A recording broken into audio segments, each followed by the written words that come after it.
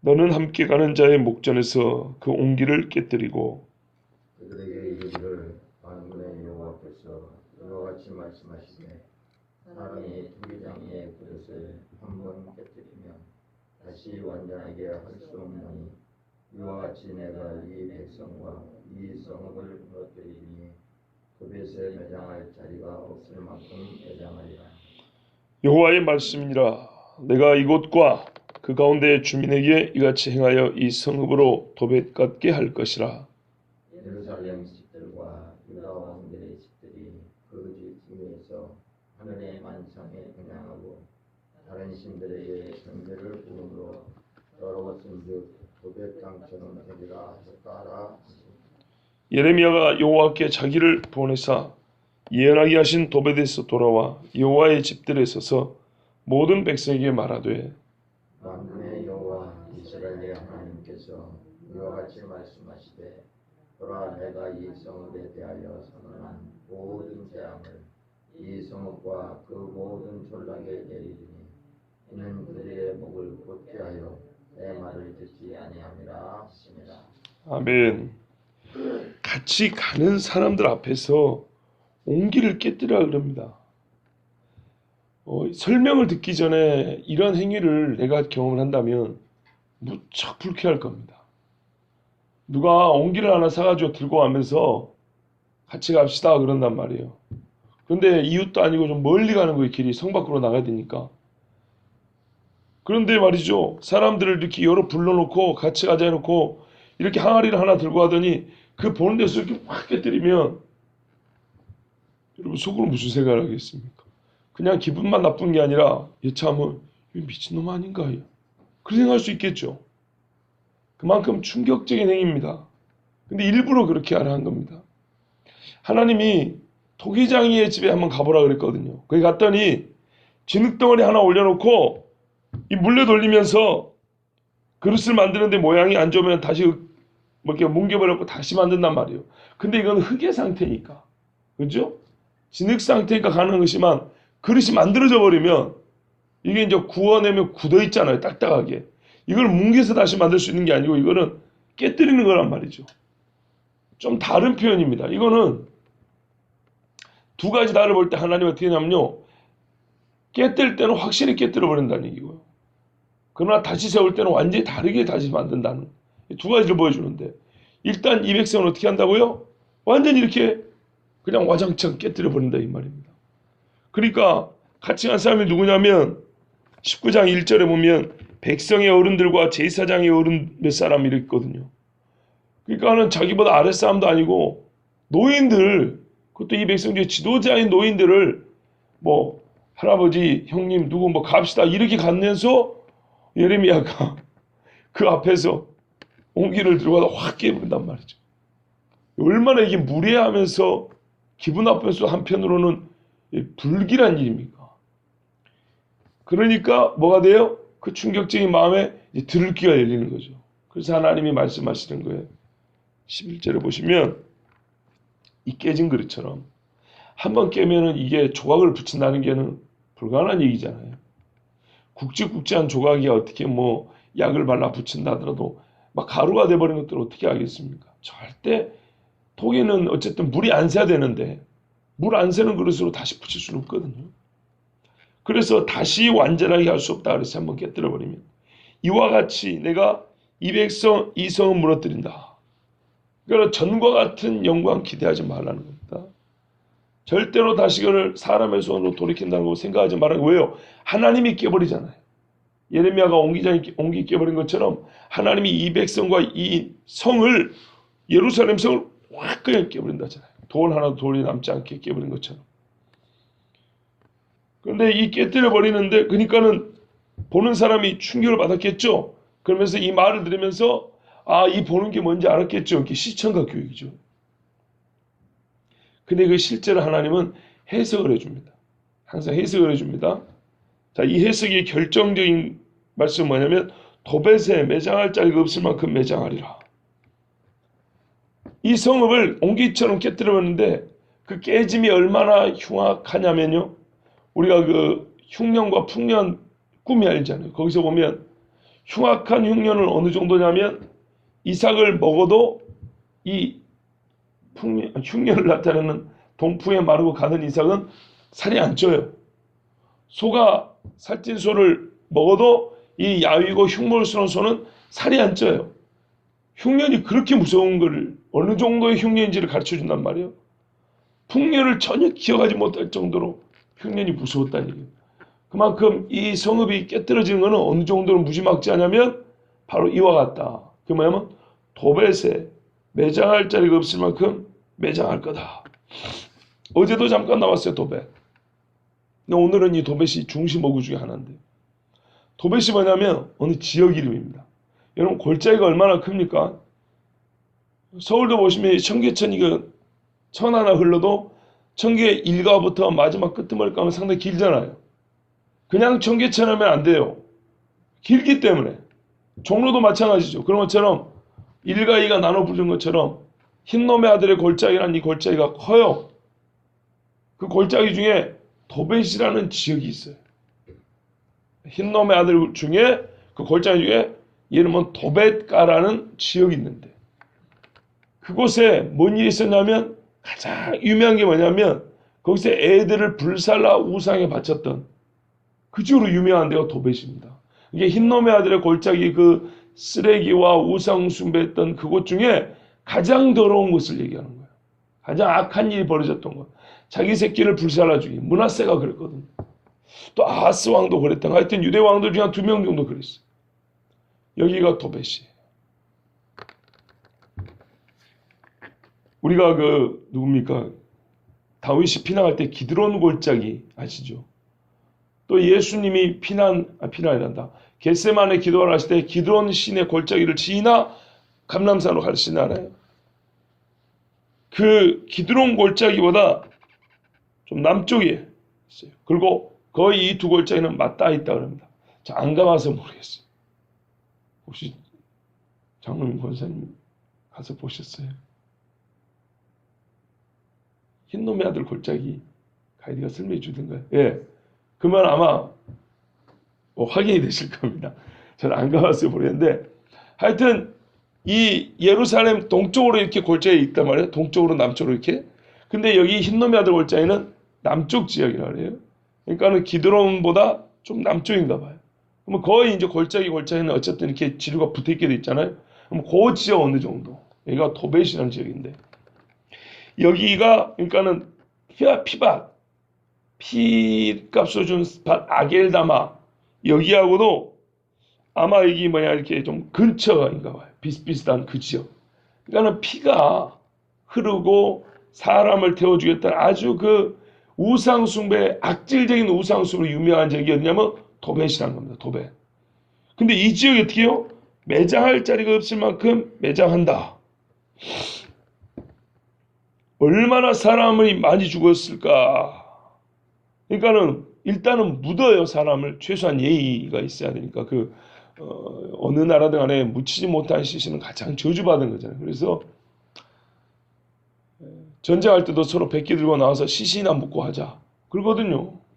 시신 취해 가서 장례 지내주고 또 뭐 갖고 갈 건 쌓아놓고 뭐 이렇게 한단 말이죠. 근데 어느 정도로 처참하냐면 매장할 데가 없을 정도로 시신이 쌓인단 말이에요.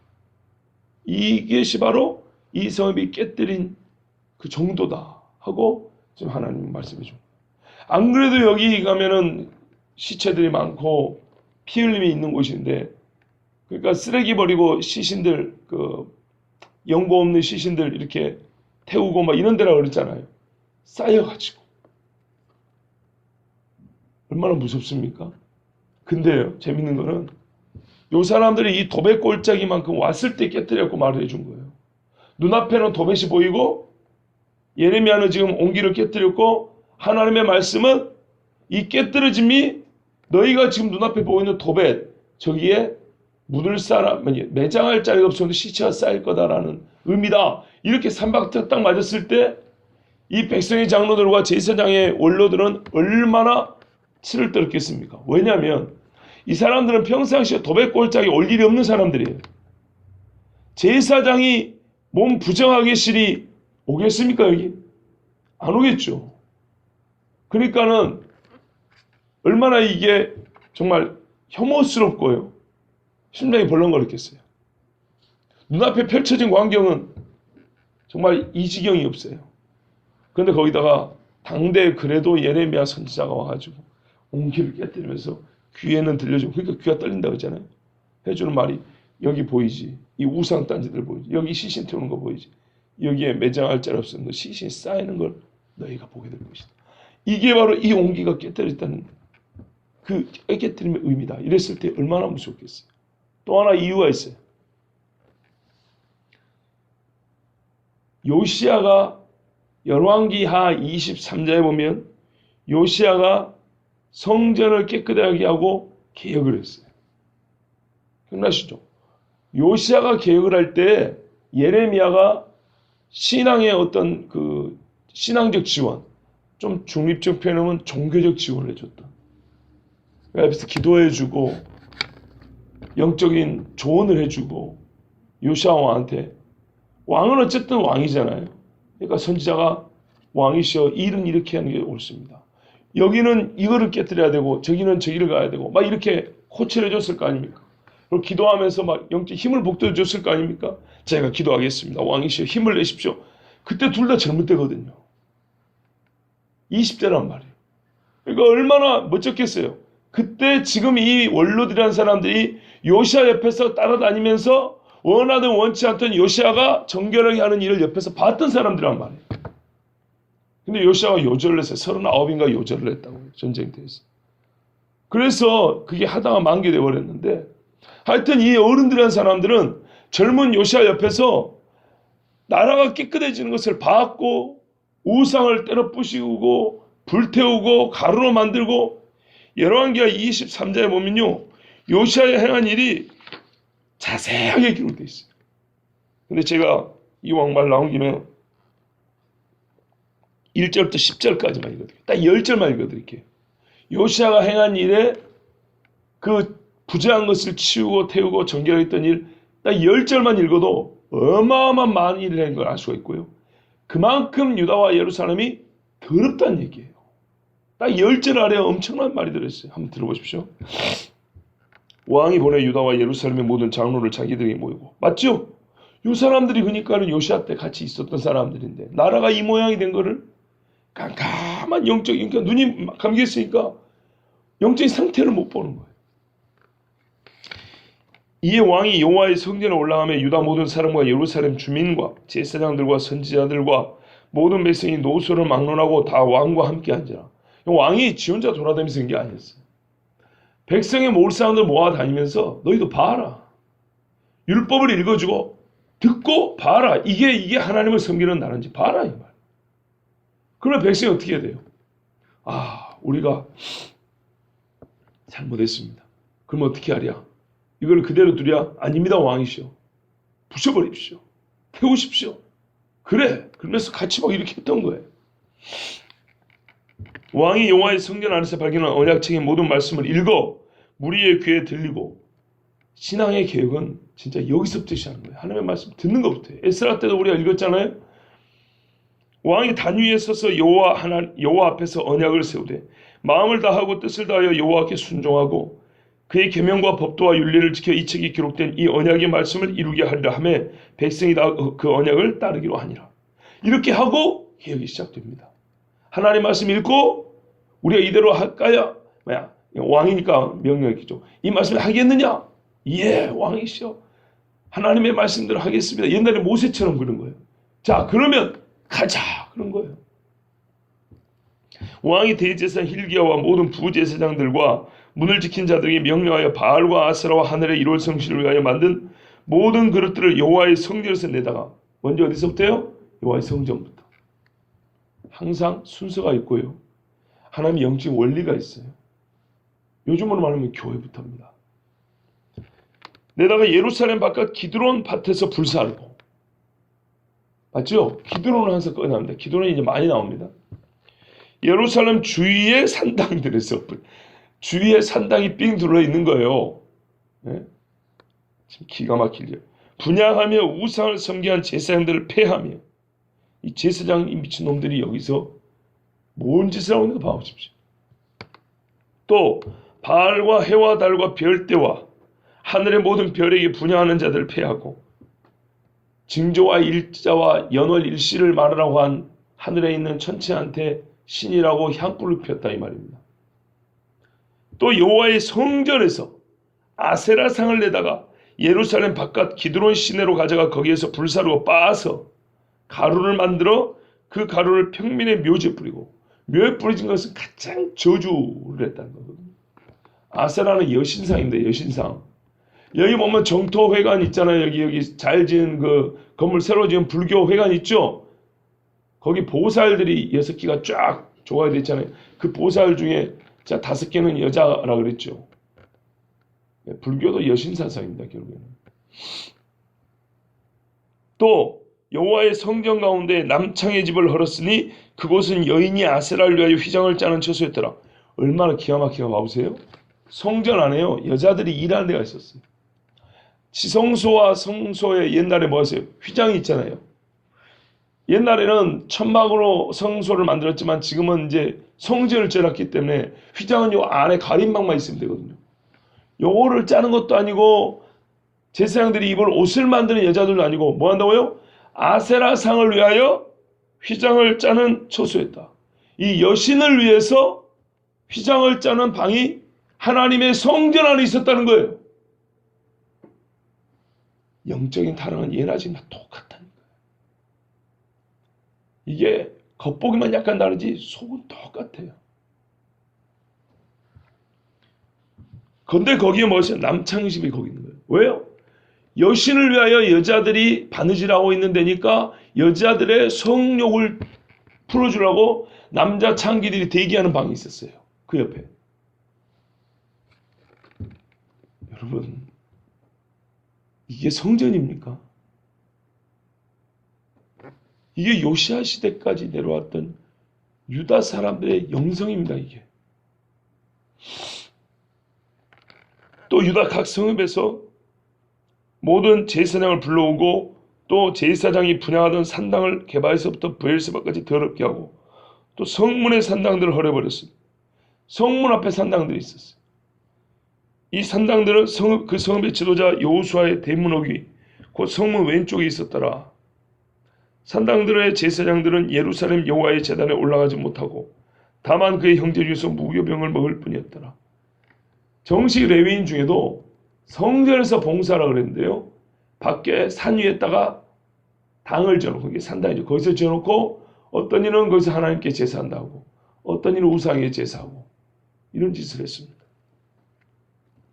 왕이 또 흰놈의 아들 골짜기에 도벳을 더럽게 하여 여기 나오죠. 흰놈의 아들 골짜기에 뭐가 있어요? 도벳이 있었던. 어떤 사람도 몰록에게 드리기 위하여 자기의 자녀를 불로 지나가지 못하게 하고 보세요. 도벳이란 지역에 자녀를 불태워 몰록이라는 우상에 바쳤던 데거든요. 근데 이 도벳을 황폐화시켜버리니까 더 이상 인신제사를 못하겠다 이런 말입니다. 그 제단이 있었고 그 제사 도구들이 있었을 거 아닙니까? 이거 다 부셔버렸다는 얘기예요. 못하게. 또 유다 여러 왕이 누가요? 왕들이 태양을 위하여 드린 말들을 제해버려 말을 만들었어요. 태양한테 드린다.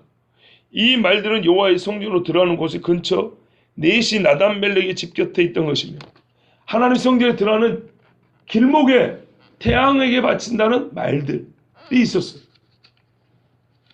또 태양 수레가 있었어요. 정말로 기가 막힌 일이죠. 말이 있으면 수레가 있을 거 아닙니까? 수레를 불사르고 유다 여러 왕이 아스 왕이 다락 지붕에 세운 제단들 지붕에 먼 제단을 만들어놨어요. 오늘 말씀과도 상관이 있습니다. 므낫세 이 못된 왕 아시죠? 므낫세가 여호와의 성전 두 마당에 세운 제단들 마당에다가 제단을 만들어놨어요. 왕이 다 헐고 거기서 빻아 내려서 다 가루를 만들었어요. 그것들의 가루를 기드론 시내에 쏟아버리고 또 예루살렘 앞 멸망의 산 옛날 번역은 장망산이라고 되어 있어요.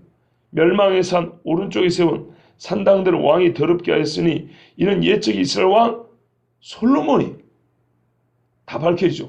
솔로몬이 시돈 사람의 가증한 아스다롯과 모압 사람의 가증한 그모스와 암몬 자손의 가증한 밀금을 위하여 세웠던 것이며 이 지혜롭다는 솔로몬이 예루살렘 앞에 멸망산에다가 산당을 세웠는데 거기다가 왜 그러냐니까 아스타로 그모스 밀곰을 위하여 세운 산당들이라는 거예요. 누가요? 솔로몬이. 왕이 또 석상들을 깨뜨리며 아세라 목상들을 짓고 돌과 나무로 만들어 온 것들 사람의 해골로 그곳에 채웠더라. 이 모두 우상인데다 뭘 줘요? 사람의 해골 끄집어다가 거기다 다 채워놨다는 거예요. 그러니까 이 요시아가 했던 일을 딱 기억하는 사람들은 이 말을 들으면 바로 알겠죠. 옛적에 하나님이 이게 지금 10절만 읽은 겁니다. 이 뒤에 또 있습니다. 이게 나라입니까? 이게 하나님을 섬기는 나라가 맞습니까? 그러니까 이까지만 우리가 읽어도 이 예루살렘과 예레미야와 같이 했던 사람들이 받았을 충격을 아시겠죠. 딱 그 말씀이거든요.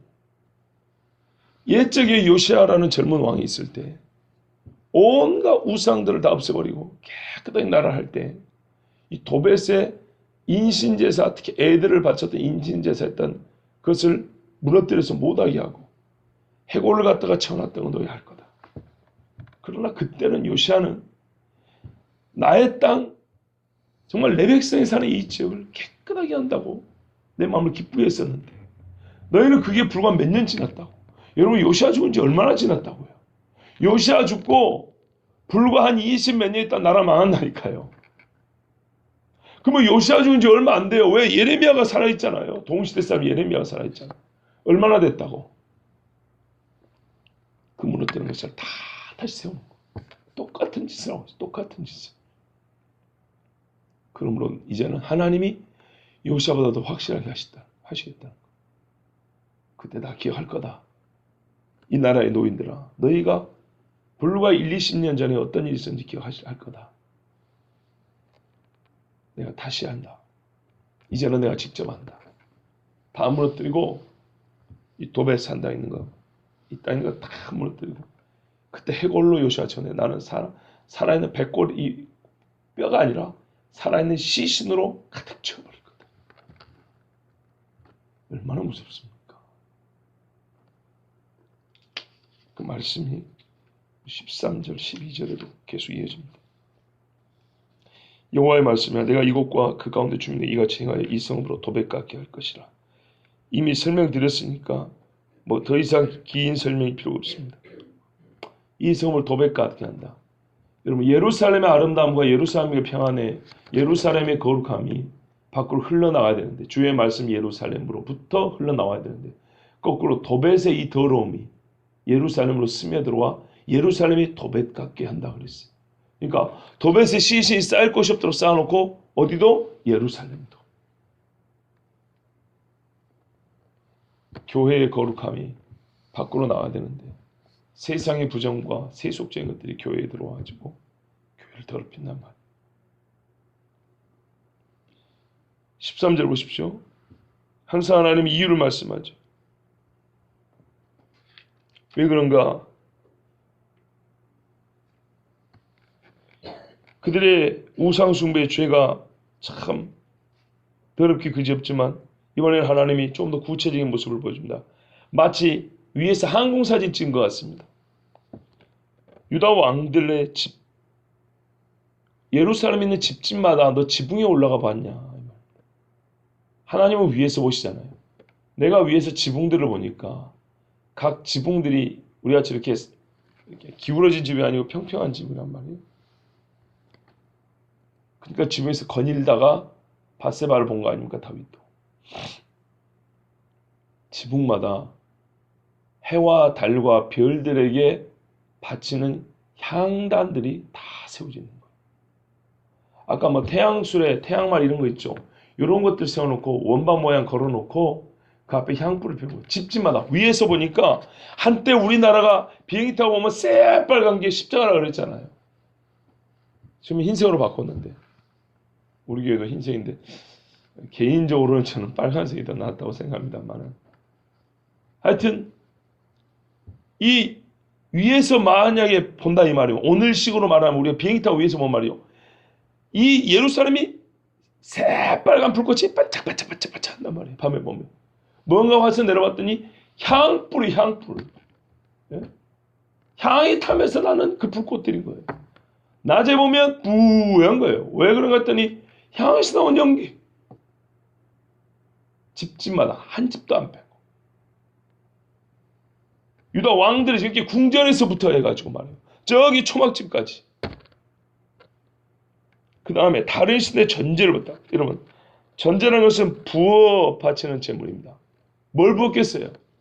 우리나라 사람들이 성명한다고 가가지고 뭐 붓습니까? 소주 붓고 막걸리 붓고 냄새가 명절에 공동묘지 가면 냄새가 더러워서 진짜. 그쵸? 술만 붓는 게 아니고요. 기름도 부어요. 진짜 험한 거면 짐승의 피를 부어요. 그러면 얼마나 비위생적이며 악취가 나고 더럽고 뭐랄까요, 구더기와 이 날짐승들이 드글드글하지 않겠습니까?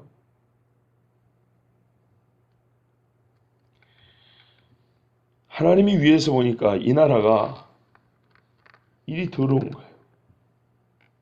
그래서 도벳처럼 해버린다. 너희가 이미 저 도벳에서 그 오물 갖다 버리고 시신 갖다 버리고 그걸 너희가 이미 너희 집집마다 다 지금 하고 있다는 거예요. 그 더러운 것들. 그러니까 내가 너희 소원대로 완전히 더럽혀 줄게. 집집마다 시신을 쌓아놓게 한다 이 말이에요. 하나님.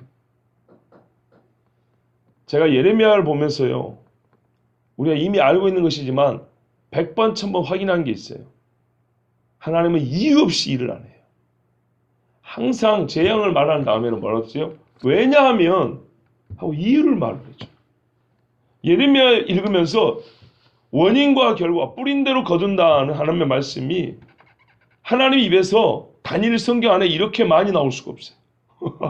이러하였기 때문에 이런다. 또는 이러할 것이다. 왜냐하면 이렇기 때문이다. 그리고요. 그 원인과 결과만 정확한 게 아니고 이 일의 성질도 같아요. 부정한 것은 부정한 것으로 거룩한 건 거룩한 것으로. 그뿐만 아니라 무게도 같아요. 이렇게 크게 했으면 거기에 크게 맞게. 조그맣게 했으면 거기에 맞게 작게. 뿐만 아니라 시간적인 선우, 무엇을 먼저, 재앙을 먼저, 복을 먼저. 그 순서도 딱딱 맞춰주세요. 인과관계만 정확한 게 아니라 그 인과관계도 무게가 맞아야 되고 일의 성질이 맞아야 될 거 아닙니까? 너무너무 정확해요. 왜냐하면 우리가 하나님 앞에 지금 솔직히 말해서 처음부터 여기까지 들은 이야기, 이제 20장 이후부터는 조금 다른 말씀들이 나옵니다. 거의 지금 20장 가까이 반복에 들은 말이 뭐예요? 우리가 성경 강의하면서 이렇게 같은 주제를 많이 들은 적이 있죠. 너희가 하나님의 말씀을 어겼고 땅을 더럽혔기 때문에 나는 너희 뿌린 대로 심판한다. 근데 이거를 이렇게 다양하고 세밀하게 하나님 말씀하시고 원인과 결과를 반복하여 말씀하신 적이 없어요. 우리가 지금까지 본 성경 중에 이런 성경이 없어요. 그래서 저는 이 성경을 보면서 하나님이 어떤 분이신지 또 분명하게 알게 됐습니다. 정말 하나님 친밀한 분이에요. 나중에 돌이켜보면요. 우리가 인생을 살면서도 그때그때마다 돌이켜보면요. 하나님은 이만큼 또 오차가 없어요. 정확해. 그래서 제가 예레미야서를 읽으면서 배운 게 하나님의 인내, 많이 지금 참고 계시잖아요. 그리고 공의로우신, 하나님 이렇게 공의롭구나. 자, 여러분, 예레미야는 이 말을 마친 다음에 이제는 여호와의 집들에 갑니다. 도벳에서 돌아와 14절에 보시면 하나님이 어디서 예언하라 했어요? 도벳에서 예언하라 했어요. 보세요. 14절에 예레미야가 여호와께서 자기를 보내사 예언하게 하신 도벳에서 돌아와. 그러니까 이 어른들을 데리고 도벳에 가서 보여주면서 이야기하는 거예요. 얼마나 무서웠겠습니까? 이 사람들이. 그러니까는 옛날에 우리가 요시아 때 그렇게 함께 계획했던 사람들인데 우리가 하나님을 배신했구나 하면서 제법 양심 있는 사람은 떨었을 것이고 양심 없는 사람은 했을 것이고 얼굴 찌푸렸을 것이고 어쨌든 간에 지금 이런 상황에서 예레미야를 이제 더 이상 무시하기가 어렵죠. 그렇지 않습니까? 그러니까 예레미야는 이참에 담대하게 어디로 가요? 하나님의 성전으로 이제 들어갑니다. 그래서 마지막 경고를 외칩니다. 뭐라고 말합니까? 15절입니다. 만군의 여호와 이스라엘 하나님께서 이와 같이 말씀하시되 보라 내가 이 성읍에 대하여 선언한 모든 재앙을 이 성읍과 그 모든 촌락에 내리리니 큰 도시뿐만 아니라 촌락까지 구석구석까지 하나도 남김없이 다 이 재앙을 내리리라. 지금까지 한 모든 것 이제 다 내릴 거다. 여러분 이는 그들의 목을 곧게 하여 내 말을 듣지 아니함이라. 이 정도 되면 이제 백성의 장로들도 와서 보고 왔으니까 어떻게 해요? 이제는 들을지도 모른다. 이 정도면 들을 수도 있지 않을까? 라고 우리가 일말에 기대를 할 수 있겠죠. 근데 하나님은 답을 말씀해 주셨어요. 기대하지 말라고. 보세요. 내린다 그러잖아요. 이는 그들이 목을 곧게 하여 내 말을 듣지 아니함이라 그랬죠. 여기까지 말해도 이 사람들은 안 듣는다는 얘기예요. 여기까지 말하면 보통 우리 인간적으로 아유 그럼 듣는 신용이라도 하자. 그러죠? 그런데 하나님은 정확히 보셨어요. 내가 이렇게까지 말해도 내가 그러니까는 너희 목이 곧은 백성이라 하고 이대로 내릴 것이다 까지 얘기로도 여기까지 얘기로 너희는 안 될 거다. 그래서 하나님 이렇게 말씀하셔. 저도 이제 19장까지 보면서 말입니다. 우리가 신기한 동물을 보고 싶으면 동물원 가죠. 그죠? 과학자의 업적을 보고 싶으면 박물관도 가고 무슨 산업박람회 같은 데도 가고 그러지 않습니까? 하나님 앞에 목이 곧다는 게 뭔지 보고 싶으면 예레미야를 보십시오. 하나님이 얼마나 말씀을 하시든지 상관없이 끝까지 불순종하는 백성. 사람이 어느 정도는 하나님의 말을 안 들을 수 있는지 알고 싶으면 예레미야서를 보십시오. 원 없이 볼 수 있습니다. 혹시 우리 주변에서도 이런 일을 볼 수 있지 않습니까? 남만 생각하지 말고요. 밤에 잠이 들기 전에 잠이 잘 안 들더라고요. 새벽 한 3시까지 잠이 잘 안 들어요. 그래서 제가 이제 장모님도 오고 올케언니도 오고 오랜만에 이제 저희 집사람도 이야기한다고 늦게 잤는데 저는 이야기를 안 했습니다. 그런데 잠을 잘 놓은 아내한테 제가 한마디 했어요. 여보 내가 미친놈인가? 그랬어요. 이 미친놈 여러분 기분 나쁘게 들으시지 말고 어떤 놈이냐면 요즘에 사이코라 그러잖아요. 자기 생각에 사로잡혀 사는 사람. 그렇죠. 나는 정상적으로 사는데 내 주변 사람들이 전부 다 이상해. 저놈은 도둑놈 같고 저놈은 살인자 같고 막 경찰에 신고해야 될 것 같아. 저놈이 날 죽일 것 같아. 근데 사실은 거꾸로. 인 그런 게 있죠. 정신질환이죠. 주변 사람들은 정상이고 자기가 주변 사람들을 막 죽이려고 하고 자기가 막 욕을 하고 다니고 자기가 막 때리고 다녀요. 근데 기억은 반대로 하고 있는 거예요. 그걸 요즘에 이름하여 사이코패스 막 그런 거예요. 그런 종류 중에 하나. 제가 그런 사람 아니죠. 근데 간혹 그런 생각 들 때가 있어요. 교인들 다 정상이고 한국 교회 그런도 괜찮고 많은 사람들이 이 정도면 좋다잖아. 근데 나 혼자 진짜 그런 사이코패스처럼 나 혼자 미쳐가지고 이것도 문제 있고 저것도 잘못됐고 우리는 이 기수도 벗어나야 되고 당장 이 죄에서 나 혼자 그러고 있는가? 요즘에 그런 정신질환들이 있거든요. 갑자기 그런 생각 들더라고요. 얼마나 불행한가 생각해보세요. 그런 병에 걸린 사람은. 세상의 사람들은 죄를 지면서 그렇지만 만약 목회자가 그런 병에 걸려 있다면 얼마나 이게 영적으로 불행한 일입니까? 제가 스스로 그런 질문이 들었어요. 내가 그런 측면에서 내가 사이코인가? 당신 그렇게 혹시 생각하지 않니? 나 문득 그런 생각이 든다. 내가 온 교인들 교회, 한국교회, 세계교회 어쩌고 하는데 나 혼자 세계에 갇혀가지고 나 혼자만 막 다 보는 것처럼 다 괜찮은데 혼자만 막 문제가 내 머릿속에서만 만들어져 가지고 마치 실제 세상이 다 이렇게 막 뒤집어 엎어야 될 세상인 것처럼 문제 있는 세상, 죄 많은 세상인 것처럼 내 머릿속에서 만들어낸 걸 가지고 내가 그걸 현실이라고 믿고 그렇게 설교하는 놈입니다. 세상의 목사가 이 정도 생각까지 하면은 심각하죠. 제가 진짜로 사이코라면 제가 고쳐야 되겠지만 만약 그렇지 않다면 왜 제가 그런 생각까지 하게 됐을까요? 제가 정상적인 인간이라면 일반 사회에서부터 정상적으로 하는데도 이런 생각을 한다면 이 목회생활, 이 마지막 시대의 목회생활 내지는 설교라는 게 사람의 이 정신을 얼마나 힘들게 하는가. 예레미야가 이 외치는 것도 저는 요즘 시대 사람이니까 요즘 언어로 말을 하는 거예요. 그때 당시에는 이런 언어가 없잖아. 이런 표현법이 없잖아. 그 심정이 얼마나 괴로웠을까. 왜냐하면 예레미야 다 미친놈이라고 보죠. 예레미야만. 여기까지 19장까지 또는 지금까지 우리 교회에서나 다른 교회에서나 주일 모실 때 가까웠고 성경대로 우리는 너무나 많은 죄를 지은 사람들이다. 이 얘기를 반복해 왔는데 예레미야도 어린 자가 30년 이상 이런 얘기를 했단 말이에요. 그걸 봤을 때 그가 이 마음으로 겪었던 고통이 어떤 것일까?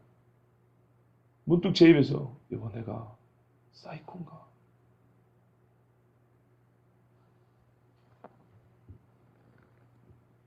나름대로 그래도 좀 깨어있는 목회를 해보겠다 하는 사람은요. 진짜 사이코거나 아니면 이런 고민할 정도로 힘든 겁니다. 이게 말 그대로 제가 처음 제 자신 내가 미친놈인가? 진짜 진지하게 해요. 우리가 괜히 성경하면 그래 내가 미친놈이다 미친놈 이렇게 말한 게 아니고 그래서 제가 영어 표현을 쓴 거예요. 내가 사이코인가? 이러이러한 차원에서 내가 사이코라고 생각하냐고. 잠이 안 들고 너무 진지한 질문이 제 자신에게 이렇게 물어졌어요. 정말로 세상을 사랑하고 하나님하고 세상하고 양다리를 걸치고 하나님 믿는 척만 하고 그 마음에 여호와를 두려움이 없는 백성이 어떤 백성인지 알고 싶으면 이 세대를 보세요. 원 없이 볼 수 있어요. 원 없이. 스스로 하나님의 백성이라고 구원을 얻었다고 하나 하나님 앞에 온전한 제사도 되지 않고 여호와 율법을 읽지도 않냐고 어디 천국에 처방오는 백성들 목이 고든 백성들 어떤 사람들인가 그런 사람이 어떤지 궁금하면 예레미야를 보세요. 원 없이 볼 수가 있어요. 저는 이 원 없이 볼 수 있는 이 사람들과 같은 부류가 되지 않기를 바랍니다. 정말 우리 교회도 우리 교회에 나와 예배하는 어떤 사람 어떤 영혼도 정말 너 하나님 앞에 불순종한 사람이 누군지 알고 싶니? 저 교회 가서 봐라. 원 없이 볼 수 있다. 정말 이런 말은 듣지 않기를 바랍니다. 그래서 거꾸로 제 자신의 정신은 막 피폐해져하는 것 같아요. 힘들어요.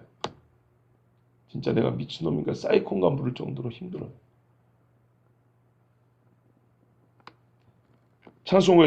찬송가에 만복의 근원 하나님 그런다고요.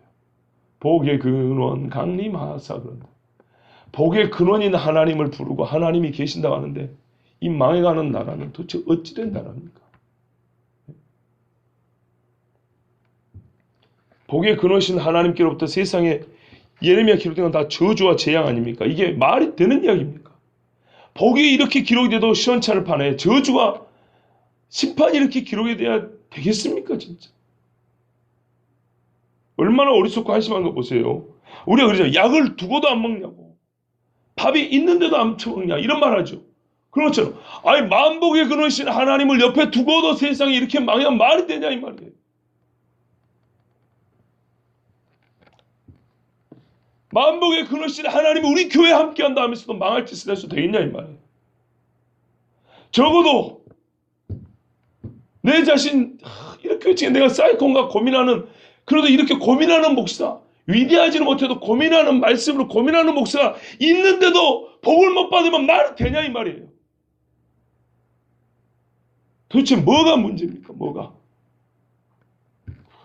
성경에는 원인과 결과를 정확하게 짚어줍니다. 모든 우상 갖다 버려라.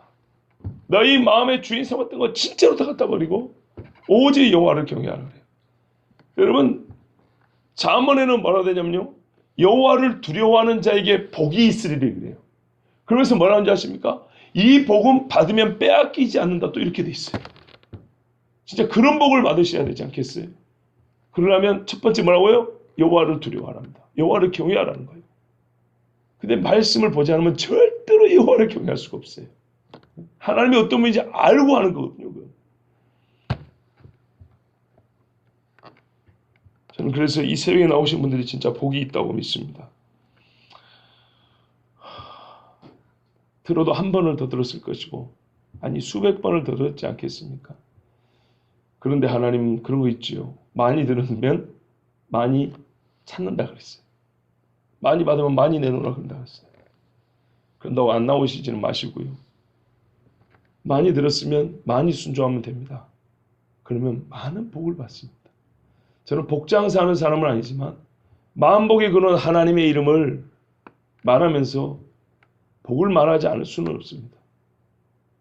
문제는 여호와의 말씀에 순종하느냐 하지 않느냐 거기에 달려 있습니다. 하나님에게서 복이 달아난 게 아니고요. 복의 근원이신 하나님이 여전하신데 내가 그 하나님이 갖고 계신 복을 받을 만한 사람인가 아닌가 여기에 달려 있는 겁니다. 그런데 하나님은 마지막 때에 내 영을 부어준다고 그랬고 하나님은 지금 작정하고 계시거든요. 너무나 불순종하는 시대이기 때문에 좀 표현이 그렇지만 순종하는 폼만 잡아도 복을 받을 수밖에 없는 시대거든요.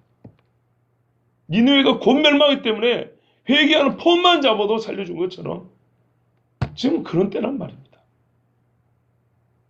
그런데 우리가 하나님 앞에 온전한 복을 받지 못하면 참 안타깝지만 순종하는 폼도 못 잡은 것인가? 정말 우리 자신을 돌아봐야 될 때입니다. 개인적으로도 그렇지만 교회적으로도 그렇습니다. 정말 때는 바야흐로 주님 다시 오실 때가 멀지 않았습니다. 만복의 근원 하나님 앞에 진짜로 순종하여 복을 받는 우리 모두가 되기를 원합니다. 기도하겠습니다.